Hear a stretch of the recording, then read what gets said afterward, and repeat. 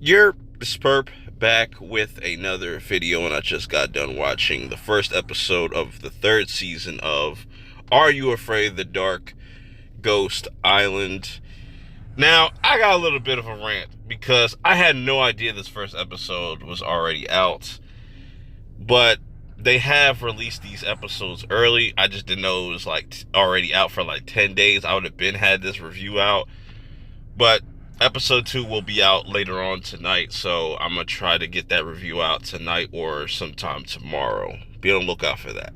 Just a little rant. I just don't know who decided that was a good idea. Anyways, going into this, though, I definitely had some expectations, some mild expectations just based on the trailer. I had high expectations just based on Curse of the Shadows. I think that was a really well told story, a really well paced out complete season. So going into this and knowing that they weren't going to do the Ghastly Grinner, that's still up on the table for right now. Ghost Island is the main focus of this season. I don't know how many episodes they're going to stick with. I don't know if they're going to stick with 6. I think they will, though. So, with all that being said, let's get right into this review. Make sure you hit the like button, subscribe, comment, leave all that good stuff. You know what I'm saying? So, kicking off the episode, we get a little flashback, if you would want to call it that. We're in 83. Yes, we're in 83. And by the way, the people that work at this hotel called the Vale, they are very rude employees. Like, this guy was a complete ass to this woman that obviously was trying to get out of the rain. She had her baby and she has her daughter as well. And this guy was just like, nah, we don't got no rooms. You should have planned better. But the one kid notices that there's one key left, and that's room 13, and that's off limits. He tries to warn them, like, no, you don't want to go there, but they end up kind of sneaking in anyways, and it's just like there's like no security. The place is already kind of sus, so it's just like, how did they even get there? What were they even running from? You know, I have more questions now about that. Maybe we'll get those answers. Maybe we won't. Yeah, so it was an interesting opening scene because when they get into the hotel, things like immediately start to just go crazy. You know what I'm saying? So I kind of like that. The use of technology, the creepiness. I think they could have stayed with these characters a little bit more just to kind of really set the tone. But I guess it was a quick in and out type of scenario. Anyways, moving on. We get introduced to our main character, one of our main characters, Kayla, and also another character, Leo. It's another one of her friends. And they're getting ready for this trip that they're going to be tagging along with their friend Summer and, I guess her cousin. They didn't do a really good job of explaining none of this, just how they were, whatever. But there are some interesting things about Kayla's character, as she's a twin. She had a twin named Bella. Yeah, and don't know exactly how she died either, but I don't know if they're going to answer that. It'd be nice. But yeah, we get introduced to all these different characters. I think one of the other guy characters was like Ferris. He seems interesting. He's always trying to mac on the Summer's cousin and stuff like that. That ends up being like a funny gag, because once they pull up to the island, he sees that Summer's Summer's cousin already has like a boyfriend, and they kind of just go off and do their own thing and just let these little ass kids just do whatever. You know what I'm saying?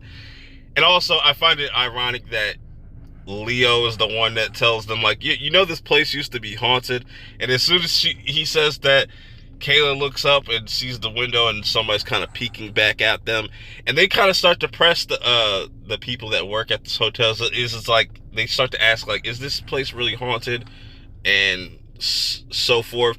There's definitely more humor in this season, just based off this first episode compared to the past seasons so far. I don't know if that's going to be a good thing or if it's going to be a bad thing. Let's continue. So now they get to the little suite, which it kind of looks like a 5-star penthouse type of thing. And you know what I'm saying, everybody kind of does their own things. But Kayla is starting to see things that other people aren't aware of just yet. So then we cut to a scene of Kayla trying to just enjoy herself, but she really can't because her sister's not with her. Also, she sees this another boy out there that is obviously going to be an important character going forward. Then Summer comes in, tries to cheer Kayla up by showing her footage of her sister and her having fun, which is really cool because, you know, obviously we don't know what she died from, if it was like an accident or it's just, I don't know. It'd be cool to get a little bit more detail because at least we can actually feel for Kayla's character feeling so sad, because right now I don't really care because I don't know why, you know, her sister passed away. But what's interesting is they've always kind of been into spirits or ghosts or whatever, you know, the supernatural, even as kids. So keep that in mind. So then we have Kayla kind of jumping out of a dream, and then she starts to kind of wander off into the hallways, and they did have this little jump scare of somebody kind of passing by, even though I feel like they could have shot that a little bit better. It was still effective because it definitely made me kind of jump, you know what I'm saying, a little bit. And we end up seeing the chick that we see at the beginning of the episode. Kayla doesn't know that this is a ghost, you know, and the owner, whatever, the manager, keeps trying to just keep her away from asking questions about room 13 and just off limits. Now, this was the moment I was kind of waiting for. This is like almost 20 minutes in at this point, and I was just like, how are we not introducing the Midnight Society yet? And we finally kind of get that with them starting to kind of like build this campfire. They also invite the person that Kayla's obviously into. We end up finding out his name is Max, and there's a whole backstory of why they don't tell ghost stories anymore, and it used to be a thing with Kayla and just her sister, and it's just not the same. But then Max ended up telling them the story anyways, and it's an interesting story because we go back to 96, and there's a Scream reference. Even though it was kind of weird that they did the whole "what's up" thing in the episode, I think that was a little bit too soon. That didn't come until like after Scream and like Scary Movie, so I feel like it was just a little misplaced to me.